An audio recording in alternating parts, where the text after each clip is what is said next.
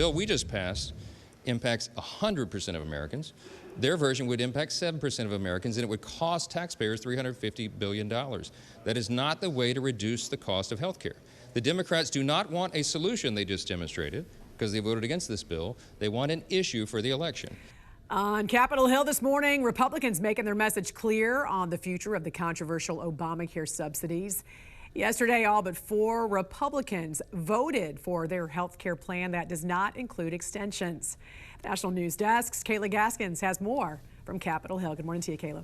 Well, good morning, Jan. So this Republican health care bill is moving forward, but mostly as a messaging move. It won't pass the Senate by the time the legislative calendar ends on Friday. The measure, backed almost unanimously by House Republicans, does not address the expiring Affordable Care Act subsidies that do help millions of Americans pay for their health insurance. But Republicans say Democrats' approach to health care is the reason health care is so expensive. Now we're sitting here and we're listening to nonsense about health care, where my colleagues on the other side of the aisle sit here saying, well, you guys aren't doing anything about the massive expensive cost of health care. Why do you think it's expensive? Because you literally cut a deal with insurance companies to run health care. You think that's going to run wild? Yeah. That's why they have 2,000% profit increases, and the American people can't afford to go to the doctor of their choice while we enrich insurance companies.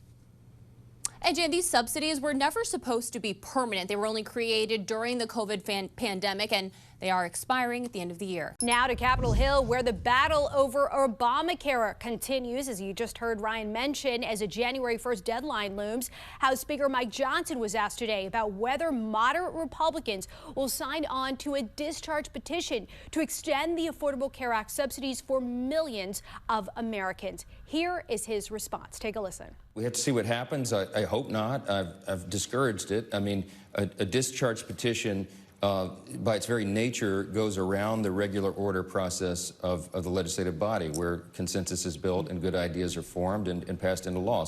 Shortly after, 4 moderate Republicans did what Johnson said they shouldn't do: sign on to the petition. Joining Democrats to force a vote in the Senate is unlikely. If approved, the measure would extend ACA tax credits for 3 more years. Although, fair warning, its fate in the Senate is highly unlikely. Meantime, the House GOP successfully passed a health care bill this evening that does not address those subsidies, all but ensuring that these subsidies could still lapse at the end of the year. I'm Matt Gelka in Washington, where some Republicans in Congress are trying to force a vote on expiring Obamacare tax credits. The House's health care bill has opened up some rifts within the Republican Party. The bill does not include any extension of expiring Obamacare subsidies, which could cause a premium spike for millions of Americans. And House Speaker Mike Johnson wouldn't bring the issue up for a floor vote. I am pissed for the American people. This is absolute bullshit. 3/4 of people on Obamacare are in states Donald Trump won. So maybe, just maybe, everybody should look at this and say, how do we actually fix the healthcare system? Lawler was one of 4 Republicans who broke with his party and joined with Democrats on a discharge petition forcing a vote on a 3-year extension of the tax credits. Even some Republicans agree that action is urgent. I have not lost control.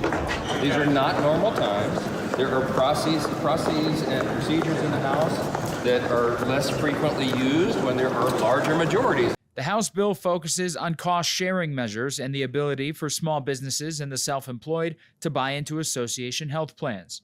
The Congressional Budget Office assessment offered up a mixed bag on the bill, predicting the government could save $35.6 billion and Obamacare premiums would see an average yearly drop of 11% over a 10-year period, but also that anywhere from 100 to 300,000 people per year could lose health insurance over the next decade. The separate vote on extending expiring subsidies likely won't happen until the new year. My prediction is, with a sufficient number of Republicans signing on to this, that it would pass the House. I don't think the fate in the Senate will be very good, however.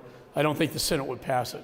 The Senate already took a vote on an extension last week, and it failed. If Congress breaks for the holidays without passing a bill, it almost certainly means healthcare costs will go up in January for millions of people on Obamacare. Reporting in Washington, I'm Matt Gelka. We're here gathered on the House steps with one last thing remaining. We want to make clear to Mike Johnson that the American people deserve a vote on the Affordable Care Act tax credit legislation and deserve that vote today. No more excuses, no more delay, no more burying your head in the sand. Under no circumstances should the House of Representatives adjourn until we successfully extend the Affordable Care Act tax credits for tens of millions of Americans. And Republicans have been too busy treating the Congress like it's a wholly owned subsidiary of the Trump cartel. Let me be clear about something. We ain't down with any of that. House Democrats aren't here to bend the knee to Donald Trump. We're here to bend the arc of the moral universe toward justice. The Republican health care crisis is unacceptable, unconscionable, and un-American. And our message to Mike Johnson is clear. You can run, but you cannot hide.